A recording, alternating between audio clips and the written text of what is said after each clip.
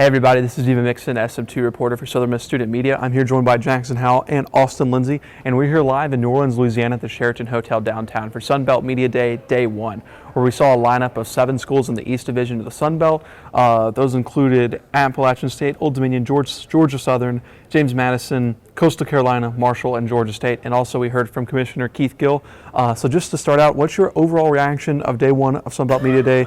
Austin, if you want to start us off here. I'll take you first, Dima. Why not? Just the first day, it was an amazing, great day to start off. Commissioner Gill gave a phenomenal address. What they call it, the state of the Sun Belt, yeah. Sun Belt, of course, and it was a phenomenal speech. He talked about the ESPN rights deal and the media rights deal that they recently just got, which runs through 2031. But they also added an additional 6,000 streams that'll be, phenomenal to come up with. So I think it was a great day. He also talked about a little bit of NIL and the potential for the college football playoff. Well, he expressed his optimism for the college football playoffs of spanning the 12 teams. So I thought that was pretty good. And I'll hand it over to you now, Jackson. Yeah, certainly Commissioner Gill gave a great address, State of the Sun Belt. But one of the themes was thankfulness. It seemed like all the coaches thanked Commissioner Gill, for this offseason. They congratulated him. He just got extended, new contract. But, with the addition of the 4 new teams, including Southern Miss, Old Dominion, Marshall, and James Madison, it just creates so many more opportunities for the Sun Belt. Right. And especially when you look, Commissioner Gill, it was very blunt. Like, he's open to more teams. Right. They're already at 14. They went from 10 to 14. He said 15, 16. Maybe even 20. Yeah. So it's curious to see how that goes. He definitely left a door open for that. Yeah, and that's something we'll talk about on the Twitter space, so make sure you check that out. I know it'll already be up by the time you watch this. But just kind of commenting on that, I know that was a lot of talked about, and obviously today is all new because, you have Southern Miss, James Madison, Marshall, and Old Dominion all new here at Sun Belt Media Day. So we got to see Marshall and James Madison today. Right. And so my question to you, and Old Dominion, yeah. My question to you is, should the Sun Belt add more teams? Should they take advantage of conference realignment? And if they add more teams, who would it be? Just make your answer pretty brief.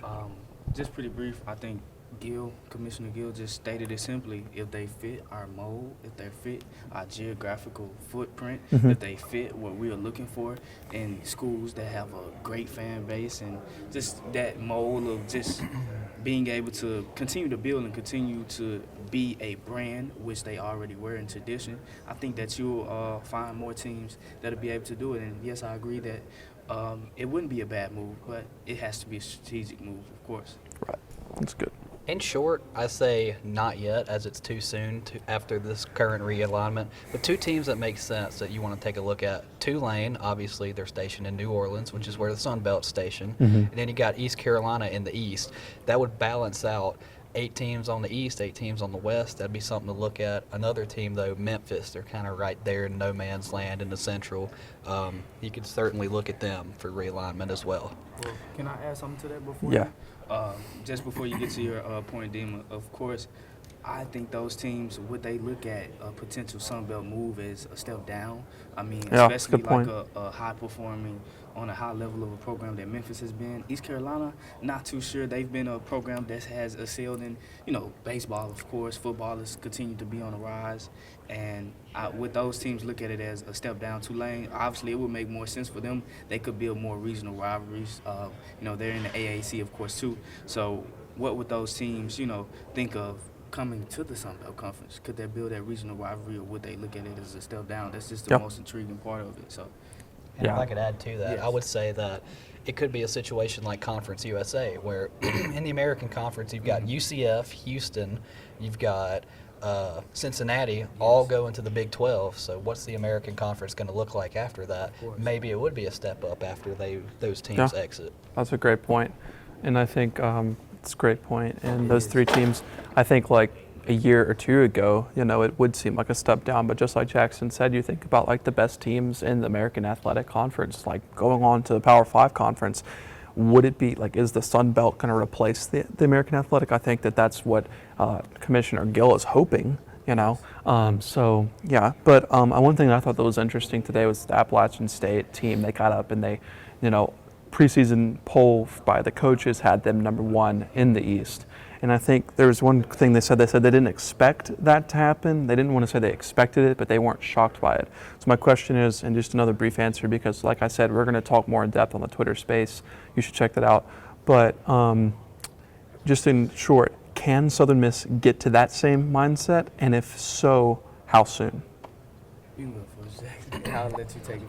I would say it's too soon. You know, Southern Miss, we're in a rebuild. They're in a rebuild. You know, obviously 3-9 last year. Will Hall's second year this year. You know, this takes time. You know, Rome wasn't built in a day. You know, so they can be competitive this year, but I don't see them competing for the conference championship just yet. Give it a few years, we'll see. Yeah.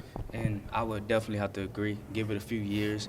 I believe that Coach Hall is excelling the program and doing a wonderful job of changing the tide.